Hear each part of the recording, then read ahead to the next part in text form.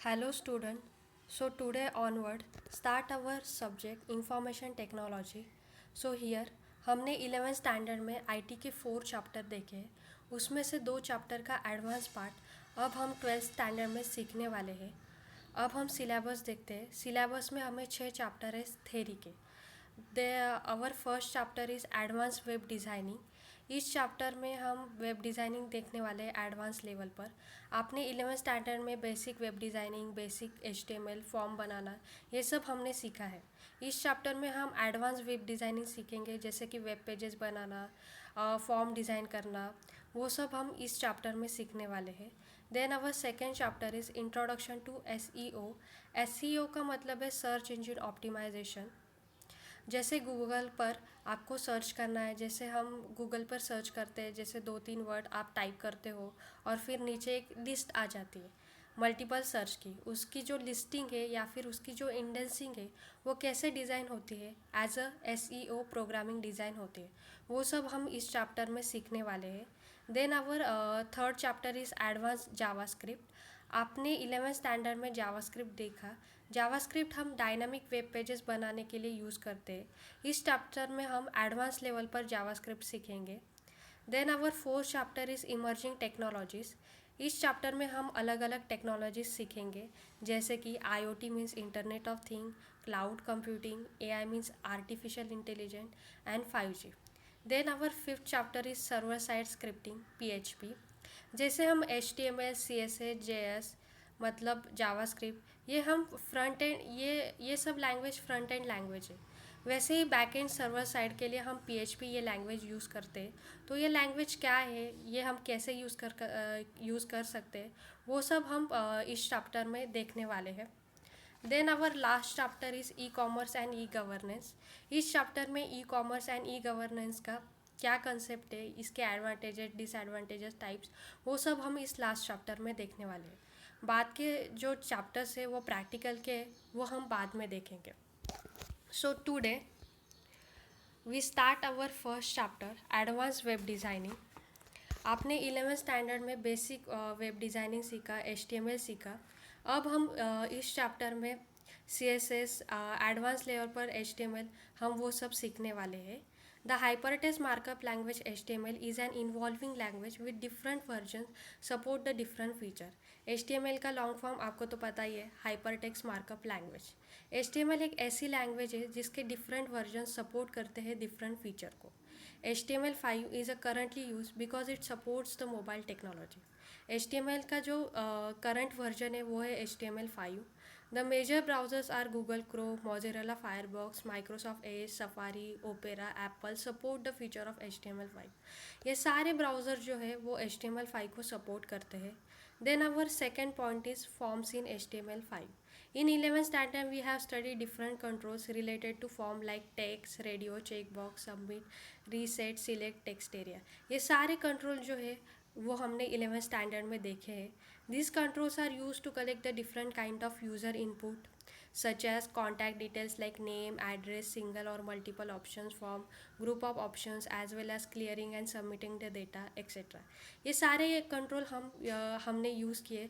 पर हम ये किस लिए यूज़ करते हैं, जैसे कि आपने एडमिशन फॉर्म फिल किया होगा, एग्ज़ाम फॉर्म आपने फिल किया होगा, तो आप देख सकते हैं कि नेम के लिए हम टेक्स्ट बॉक्स यूज़ करते हैं, एड्रेस के लिए हम टेक्स्ट एरिया यूज़ करते हैं, सिंगल और मल्टीपल ऑप्शंस के लिए हम या फिर हम रेडियो बटन या फिर चेक बॉक्स यूज़ करते हैं। हमें जब डाटा सबमिट करना होता है तो हम सबमिट बटन यूज़ करते हैं, क्लियर करना होता है तो हम रीसेट बटन यूज़ करते हैं, रीसेट कंट्रोल यूज़ करते हैं। HTML5 has introduced additional form control which can be used for validation purpose. HTML5 में एडिशनल फॉर्म कंट्रोल्स है जो कि वैलिडेशन पर्पज़ के लिए हम यूज़ कर सकते हैं। ये सारे फॉर्म कंट्रोल्स है HTML5 में एडिशनल। नीचे दिए गए एग्जाम्पल में ये सारे फॉर्म कंट्रोल्स हम देखने वाले हैं। जो थेरी पार्ट है ऊपर का वो आप पढ़ लीजिए एग्ज़ाम के लिए। तो हम सीधा एग्जाम्पल देखते हैं। तो आप देख सकते हैं इस एग्जाम्पल, ये एक HTML फॉर्म है। इसमें आप देख सकते हैं कि नेम, आउटपुट में आप देख सकते हैं name, email, date of inspection, office time, number of years completed between 1 and 100, office phone number, add your home page. ये सब हमें फॉर्म में दिया गया है, जैसे कि आप आउटपुट में देख रही है। तो आप नेम में कोड देखिए, आप HTML का कोड देखिए, उसमें name input type text auto complete दिया गया है। मतलब हमें यहाँ पर नेम फिल करना है। ऑटो कंप्लीट का क्या मतलब होता है, आपने अगर एडमिशन फॉर्म या फिर कुछ और फॉर्म भरे होंगे तो ऑटो कंप्लीट मतलब नीचे जब हम फॉर्म भरते हैं तो नीचे ऑटोमेटिकली कभी कभी हमारा नाम आ जाता है, एड्रेस आ जाता है, या फिर हमारा जो फ़ोन नंबर है वो भी कभी कभी आ जाता है। वो किसके लिए होता है, ऑटो कंप्लीट की वजह से वो हमें दिखाई देता है। अगर यहाँ पर ऑटो कंप्लीट ऑफ होगा तो हमें वो ऑटोमेटिकली नहीं दिखाई देगा। पर हमने पहले फॉर्म भरे होंगे तो हमें ऑटो कंप्लीट की वजह से हमारा जो नेम एड्रेस वो सब आ जाता है। वो कहाँ, वो किस वजह से आता है, तो इस वाले एट्रीब्यूट की वजह से आता है ऑटो कंप्लीट। देन आप सेकेंड देख सकते हैं email, input type email, name email. अब हम ऊपर देखेंगे ईमेल में क्या लिखा है, आप लास्ट में देख सकते हैं define the field for email address. मतलब इस कंट्रोल में हम ईमेल एड्रेस जो है वो फिल कर सकते हैं। देन आप date of inspection, input type date, name be date. अब आप देख सकते हैं डेट में यहाँ पर क्या लिखा है, define the date picker with year month and day. आपने एडमिशन फॉर्म भरा होगा तो आपने देखा होगा जब हम डेट पर क्लिक करते हैं तो हमें एक छोटा सा कैलेंडर दिखाई देता है।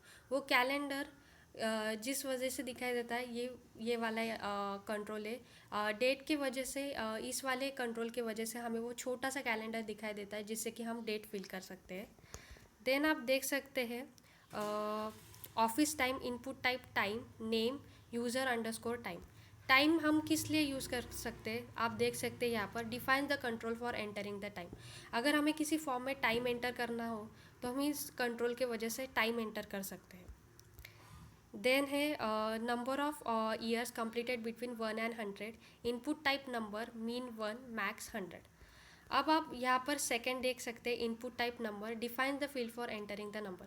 मतलब इस कंट्रोल में हम सिर्फ नंबर ही एंटर कर सकते हैं, ना कि कोई स्पेशल सिंबल या फिर कैरेक्टर्स। ओनली हम नंबर ही एंटर कर सकते हैं।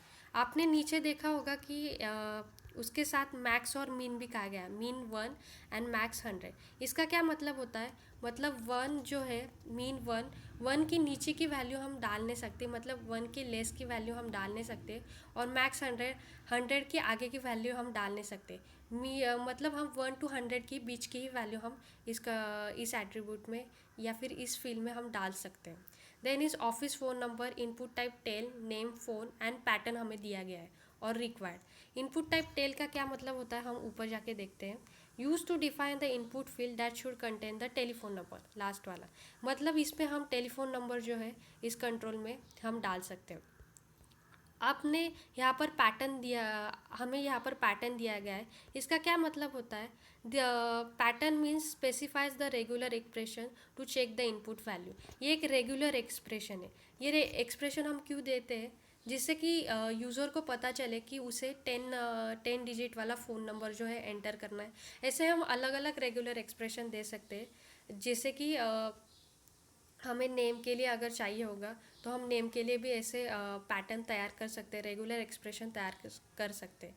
पर यहाँ पर एग्जांपल पर हमें 10 डिजिट का मोबाइल नंबर जो है वो कंपलसरी ऐड करना है। देन रिक्वायर्ड मीन्स यहाँ पर देखते हैं, specify that input field is required must be filled out. हम रिक्वायर्ड कब यूज़ करते हैं, आपने अगर एडमिशन फॉर्म में देखा होगा कि कुछ जो फील्ड होते हैं वो हमें कंपलसरी फिल करने होते हैं। अगर हम वो फिल नहीं करते तो हमारा जो फॉर्म है वो सबमिट नहीं होता है। जैसे कि नेम, एड्रेस, ये सारे फील्ड जो होते हैं वो कुछ फॉर्म में रिक्वायर्ड होते हैं, कंपलसरी होते हैं। तो हमारा जो डेटा है वो सबमिट नहीं होता जब तक हम ये फील्ड यूज़ नहीं करते। तो अगर आप चाहते हैं कि आपका यूज़र ये जो फील्ड है नेम यूज़र, तो वो कंपलसरी फिल करे, तो आप ये वाला एट्रीब्यूट यूज़ कर सकते हैं। इसकी वजह से यूज़र को जो है वो कंपलसरी जो इनपुट फील्ड है वो फिल करने होते हैं। इसके लिए हम रिक्वायर्ड जो ऑप्शन है, एट्रीब्यूट है, वो यूज़ करते हैं। देन आप देख सकते हैं add your home page, input type URL, name, home page. अब हम ऊपर देखेंगे जो थर्ड है हमारा, define the field for entering the URL।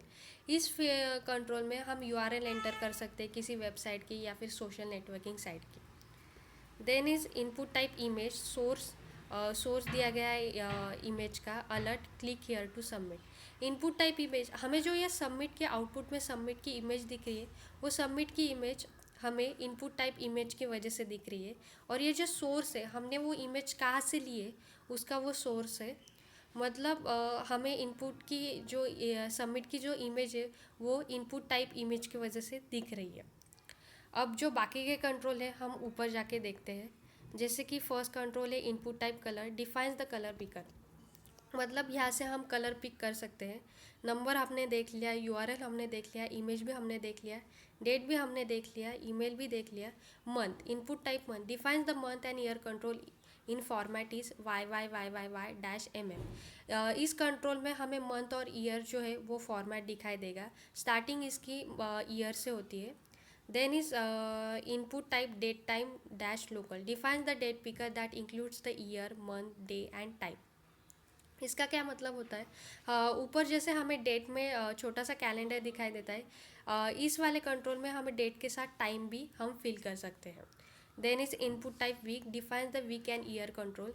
इस कंट्रोल में हमें वीक और ईयर का फॉर्मेट दिखाई देगा, जिससे कि यूज़र जो वीक है वो ईयर फिल कर सकता है। Input type search, define the search text field for entering the search string like a site search और गूगल सर्च। जैसे हम गूगल पर सर्च करते हैं और सर्च करने के बाद हमें जो इन्फॉर्मेशन चाहिए होते हैं वो इन्फॉर्मेशन हमें दिखाई देते हैं, वैसे ही इनपुट टाइप सर्च जो है वो इस्तेमाल हम कर सकते हैं। Input type file, define the file select field and the browse button for file uploads. आपने एडमिशन फॉर्म या फिर कुछ और फॉर्म भरा होगा, तो हमने कभी कभी हम हमारा फ़ोटो अपलोड करते हैं, हमारे डॉक्यूमेंट जो है हम अपलोड करते हैं, वह अपलोड किस वजह से कर सकते हैं, इनपुट टाइप फाइल ये कंट्रोल की वजह से हम ये सारे डॉक्यूमेंट्स फ़ोटोज़ अपलोड कर सकते हैं। देन इनपुट रेस्ट्रिक्शन, फर्स्ट जो है हमारा disable, specify that input field should be disable. कुछ जो फील्ड होते हैं वो इनपुट फील्ड वो डिसेबल होते हैं, मतलब वो क्लिकेबल होते हैं, वहाँ पर हमें सिर्फ वो दिखाई देते हैं, हम उन पर एंटर नहीं कर सकते। देन मैक्समिन हमने देख लिया, पैटर्न देख लिया। Read only, specify that input field is read only. कुछ जो फील्ड होते हैं इनपुट फील्ड वो सिर्फ रीड करने के लिए होते हैं, उन्हें हम चेंज नहीं कर सकते। Then placeholder, this act as a temporary label showing the purpose of text field without requiring the label tag. It specifies the shorting that describe the expected value of input field. Place holder जो है हम user को एक short hint दे सकते हैं, इसके लिए place holder use कर सकते हैं। जैसे कि आपने कभी कभी देखा होगा कि पासवर्ड के लिए हमें बताया जाता है कि पासवर्ड हमें कैसे बताना चाहिए, स्पेशल सिम्बॉल्स यूज़ करने चाहिए, नंबर्स यूज़ करने चाहिए। हमें एक छोटा सा एग्जाम्पल भी वो इनपुट फील्ड में दिया जाता है। वो जो एग्जाम्पल हमें दिखाई दिया जाता है वो प्लेस होल्डर एट्रीब्यूट वहाँ पर यूज़ होता है, इसलिए हमें वो दिखाई देता है। Then is auto focus, specify that input field should automatically get focus when the page is load. Auto focus जो है, जैसे कि हमने नीचे एग्जाम्पल में आप देख सकते हैं, नेम में हमने ऑटो कंप्लीट लिखा है, वैसे हमने अगर वहाँ पर ऑटो फोकस राइट किया तो ये जो नेम है वो हमें फोकस में आ जाएगा, मतलब हाईलाइटेड होगा, जिससे कि यूज़र को पता चलेगा कि हमें नेम से स्टार्ट करना है। Then is height and weight, specify the height and weight of an input image, input type image. ये जो हमें सबमिट की इमेज दिखाई दे रही है एग्जाम्पल में, इसकी इमेज जो है इसकी हाइट और वेट हम चेंज कर सकते हैं, मतलब हम बड़ा छोटा ऐसे कर सकते हैं। Then is multiple, specifies that user is allowed to enter more than one value in input field input element. This works with input types like email और फाइल। अगर हमें कुछ फॉर्म में हम एक दो, जैसे कि हम एक फॉर्म बना रहे हैं, हम चाहते हैं कि हमारा जो यूज़र है वो मल्टीपल बार फ़ोटो अपलोड करे या फिर डॉक्यूमेंट अपलोड करे या फिर ईमेल एड्रेस जो है वो 2-3 बार डाल सके, तो वहाँ पर हम मल्टीपल जो ऑप्शन है वो दे सकते हैं। Some other useful attribute with use with input are, first is ID. This is used to identify HTML element uniquely through the document object model. इसका क्या मतलब होता है, एक यूनिक आईडी होती है HTML एलिमेंट की। It is use to point a specific style declaration. Style declaration के लिए हम आईडी जो है यूज़ करते हैं।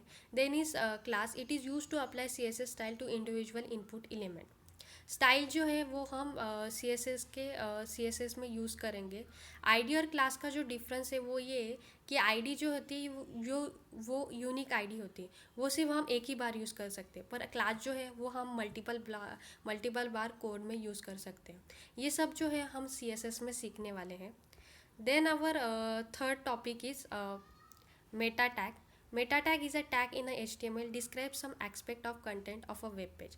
मेटा टैग एक HTML टैग है जो हमें इंफॉर्मेशन देता है कंटेंट के बारे में। The HTML meta tag is use by search engine to search the information that is provided with the web page. Meta tag का उपयोग सर्च इंजिन द्वारा वेब पेज के साथ दी गई इंफॉर्मेशन को खोजने के लिए किया जाता है। This is the empty tag singular tag which carries the information with in its attribute. ये एक एम्प्टी टैग है जो इन्फॉर्मेशन रखता है कंटेंट के बारे में। एम्प्टी टैग का क्या मतलब होगा, जैसे हम HTML जो है वो स्टार्ट करते और स्लैश दे के क्लोज भी करते, पर मेटा टैग जो है ना उसे हम सिर्फ स्टार्ट कर सकते, उसे हम क्लोज नहीं करते, इसलिए उसे एम्प्टी टैग कहा गया है। The Meta tag is place between head tag. Meta tag जो है हम हेड टैग के बीच में ही यूज़ कर सकते हैं। Meta tag will not display on the web page. Meta tag जो हम लिखते हैं उसमें जो इंफॉर्मेशन लिखते हैं वो इंफॉर्मेशन हमें वेब पेज पे दिखाई नहीं देती है। सर्च इंजन ऑप्टिमाइजेशन इंक्रीज करने के लिए हम मेटा टैग का यूज़ करते हैं। Meta tag defines the meta data about HTML document. Meta tag is a data about data, मतलब डेटा की इंफॉर्मेशन डेटा की इंफॉर्मेशन वो हमें देता है।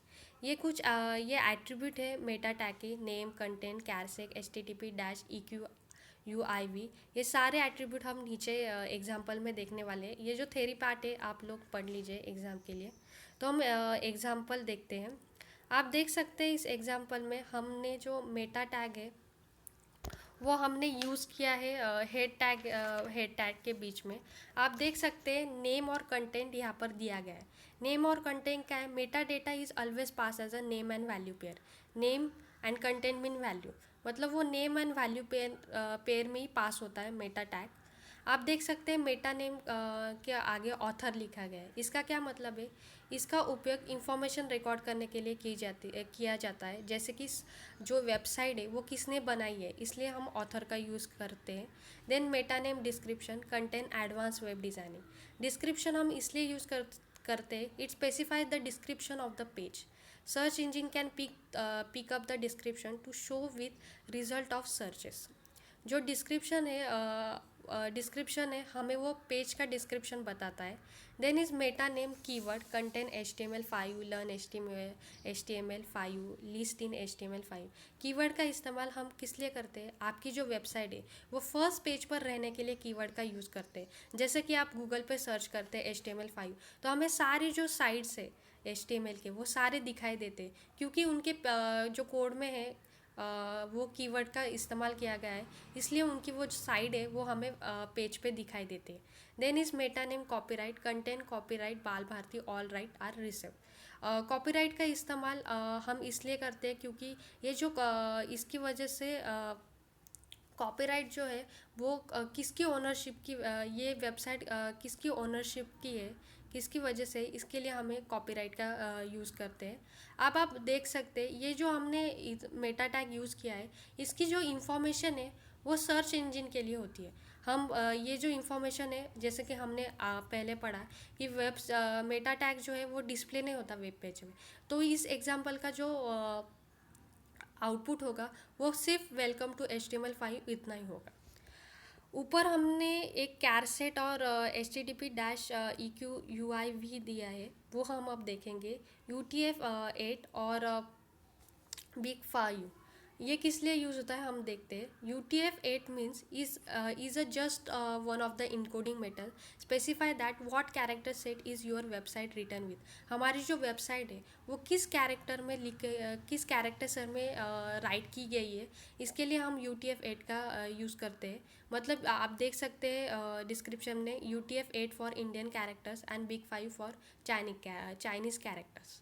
Then is last is HTTP dash EQ UIV refresh set cookie content type expire.